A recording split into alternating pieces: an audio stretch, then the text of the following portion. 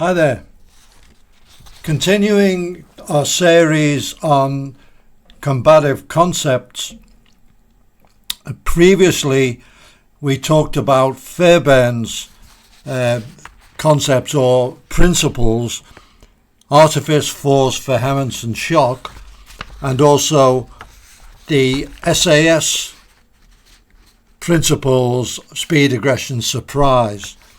Now, these principles are the foundation of close quarter combat, and each of those important principles is utilized. But some time ago, I also identified certain additional concepts which support those initial principles, and today I'm going to talk about them. The first one is offensive mindset.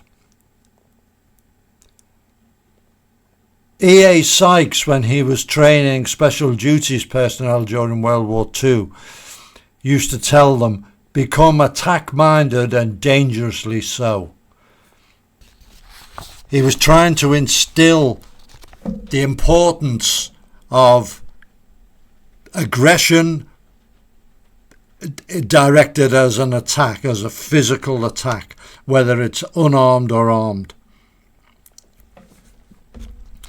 The mindset is 90% attitude. If you can inculcate and instill that offensive attitude when it's needed, it's probably the most important thing in winning a fight.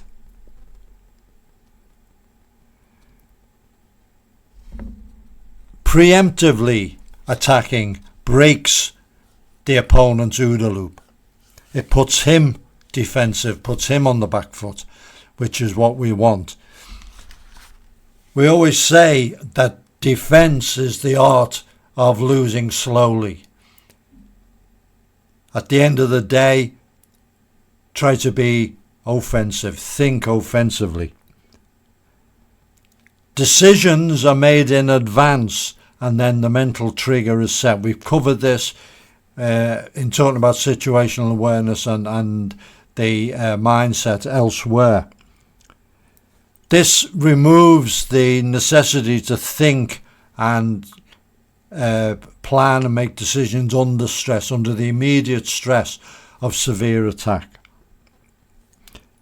Finally, think winning rather than surviving. You can survive being stabbed, but you've been stabbed. You can survive being raped, but you've been raped. It is better to win, because if you fail to win, you can still survive. However, if you fail to survive, you're dead. Next, compressed curriculum. Peter Considine, who's one of the senior thinkers and instructors in this field, came up with the idea of the mental logjam. And it's rather like the sand in an hourglass. It's coming through a very narrow channel and it clogs. And it's the same if you've got too many options in the brain. Too many physical options, too many technique options, too many tool options, too many equipment options. You have to sort them all out and decide. If you can hone it all down and compress it, the decision making is faster. In 1942, the US Army Unarmed Combat Manual was 315 pages. In 1946, after learning what actually worked in combat, the manual was 9 pages. It's a process of evolution by reduction. If we combine that World War II concept of less is more with modern neural-based training technologies, we can achieve a curriculum compression and decrease learning time even more while retaining full skill installation. I've often said I want to learn less about combatives rather than more about combatives. Next, non-telegraphic strikes. To quote the late Bob Casper, let him feel the technique before he sees it. Non-telegraphic, which is a clumsy word, but there isn't a better phrase really, is usually describing the physical aspects such as direct route to target, don't chamber the strike, etc. We take the broader viewing and include anything to increase his reaction time, allow us to strike before he can respond. So, as well as the physical aspect, there is also a mental aspect. Let's consider both. Physical, decreasing delivery time, unobtrusive ready positions. You are ready to strike without him being conscious of it. Moving the hands, talking hands. Something that comes from the limbs already in motion is much, much harder to intercept than something coming from a static position. Take the direct line from hand to target, no prepping or chambering. We always say nearest target, available weapon. Now, you may use disguise chambering by moving the body rather than the hand. Turn away, seemingly breaking off, then continuing to strike. Terry did this when he was quite young in the ice rink in East Prescott Road, which was a music venue as well.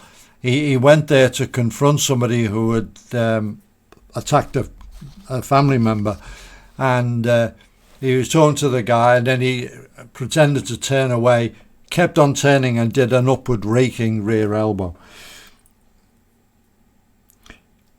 It's important to be non-telegraphic when kicking.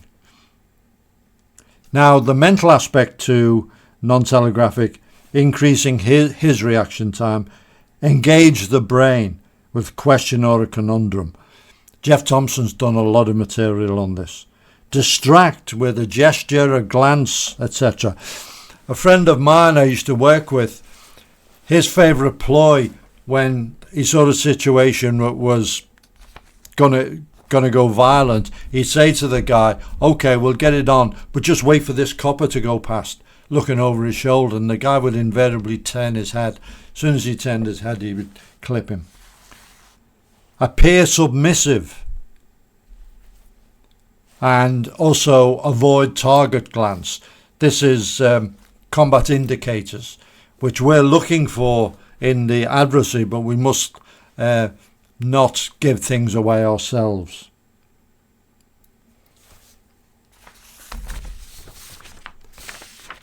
Shock impact. Several of the martial arts which teach some sort of strikes teach them in a very ineffective way. They teach usually multiple fast but not heavy, not impactful strikes, and this doesn't really do the job.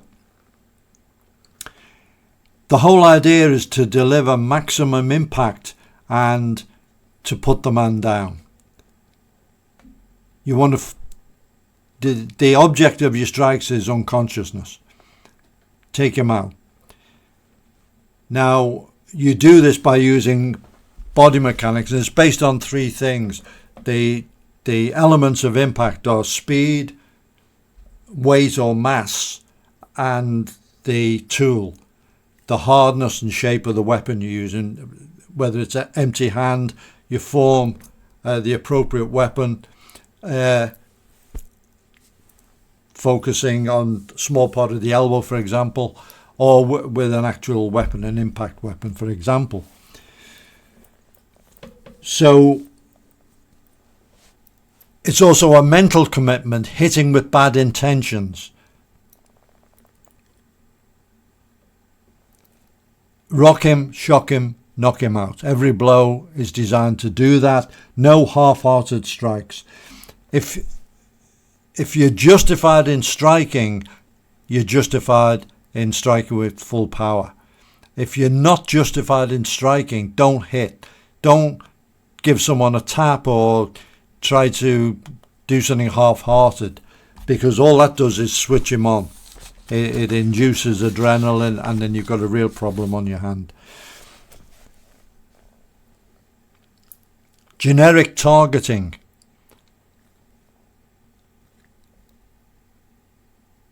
The martial arts traditionally taught vital points, and the books have diagrams with all the vital points in, very, very similar to acupuncture charts. And while there's no doubt that some of these points are effective, how relevant they are to us is something else. And I remember one time I was arguing in a half-hearted way, in a friendly way with a girlfriend, and she whipped up. She was wearing these like wooden sole sandals. She whipped one off and she hit me on the wrist, and I went to stand up and I couldn't. I was in shock. I was in hypovolemic shock, and I got a marker and I noted that point on the wrist, okay, because it was really effective. And this is the kind of thing that you hear about in martial arts legends, and Modesty Blaze used to be able to do it with the Congo and put a guy into weak knee submission, and it did work on me, but she didn't do it deliberately. She hadn't pinpointed that target deliberately. It was totally accidental, and I was passively sitting on a settee at the time. Now, achieving that in a violent altercation is something else. And we know from shooting that the balance between speed and accuracy is very, very quantifiable. So the more you go for accuracy, you've got to slow down. And it's the same with striking. To get pinpoint accuracy on a moving target, it takes time. So what we teach instead is what I've termed generic targeting. Basically, anywhere on the head, you're just hitting the whole of the head to achieve knockout by shaking the brain. That's what it is. Now, if at the same time you damage something else, his nose, his jaw, whatever, that's incidental. That's not what we're trying to do. What we are trying to do is to shake the brain, cause unconsciousness. If you're in a tie-up position, a grappling position, then you're striking body and below the waist, usually with knee strikes and so on. Again, it's generic. You're just funneling them in to the soft areas of the body. Almost anywhere below the belt is an effective target of something. What you're trying to do is drop his attention down, break his balance, etc. Okay, they're not fight finishing techniques on the whole, unless you really manage to hit the genitals or the bladder when it's full.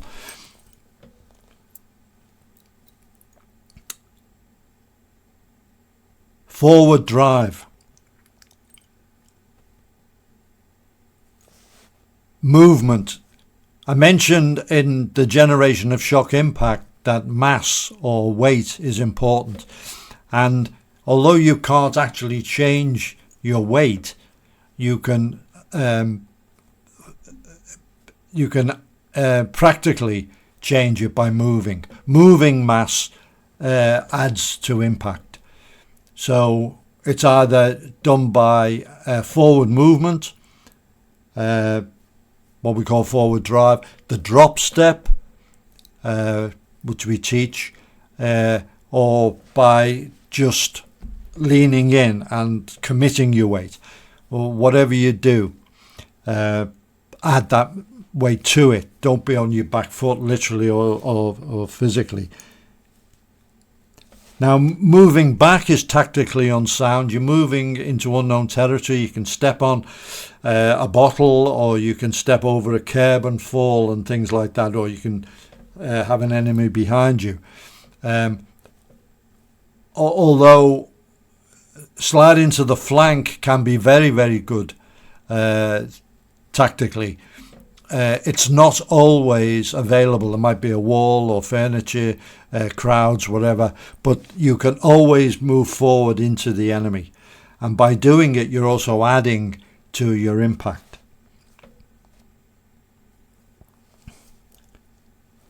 And to quote Al Beckett, if you're not going forward, you're probably going down.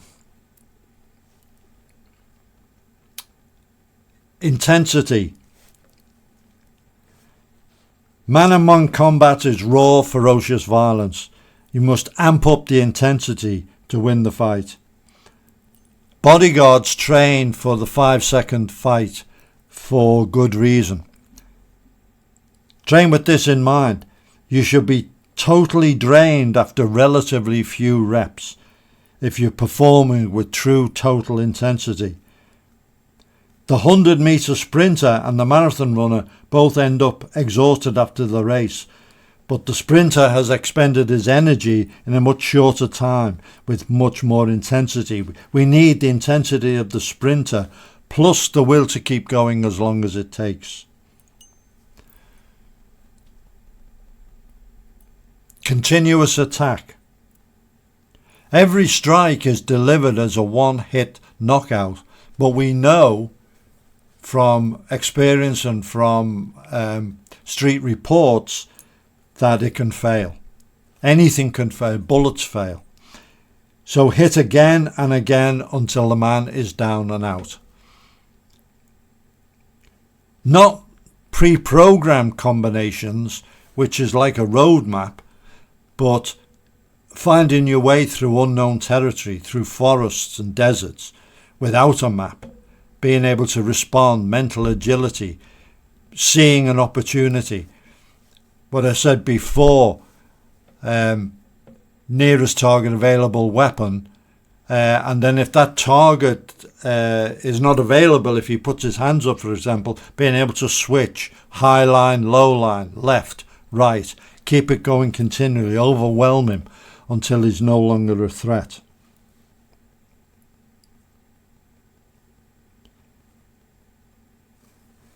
The easiest option is to simply repeat the strike.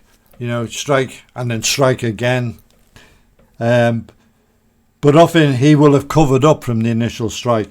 A working principle is to hit him where he isn't.